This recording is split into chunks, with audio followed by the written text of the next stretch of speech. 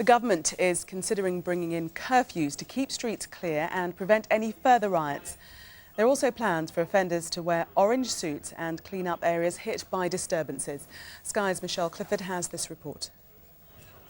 In so many cases, a comparatively small number of people were able to wreak so much damage and spread so much fear in our communities.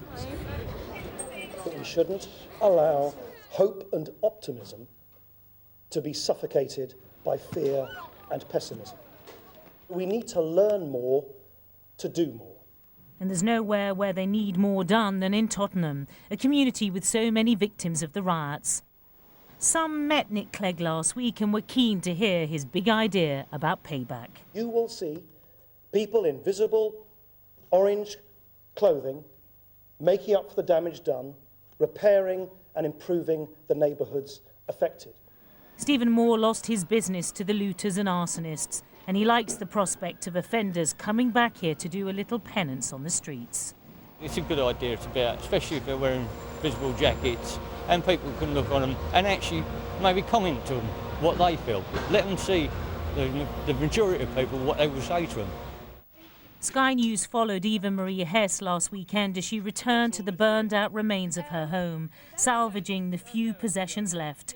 If Nick Clegg gets his way, she'll get to meet the criminals who took so much from her. There will be additional money provided to ensure that victims, if they want, can face and confront their offenders. She wants to do it, to look them in the eyes, but not for vengeance, but understanding. People that, put us in this situation hopefully will open up and understand what we went through and will have to go through for the next couple of weeks and months. And hopefully the people that got affected by it will try and step back and have a look at these people that did it and ask themselves why they did it. There is enthusiasm here for Clegg's commission on the rioting. People want a voice and they want their opinions to be heard.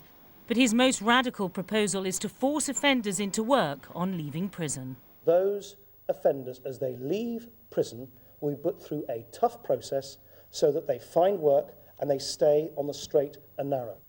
For those who've been on the inside, the notion that people can be met at the prison gate and told what to do is fanciful. He's doing this at the wrong point in the sentence. Instead of waiting until people come out of prison and forcing them into work, let's do it on the very first day they go into jail. The problem with Clegg's issue is, what do you do if they stick two fingers up at the end of the sentence and say, I'm not doing it? But citing the fact that 60% of those involved in the rioting were already known to the police, Nick Clegg says something has to be done to break the cycle of crime, and he reckons he's the man to help do it.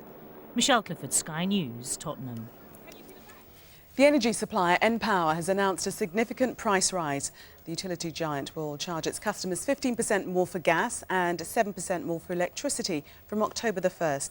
It's the last of the big six energy companies to announce higher tariffs.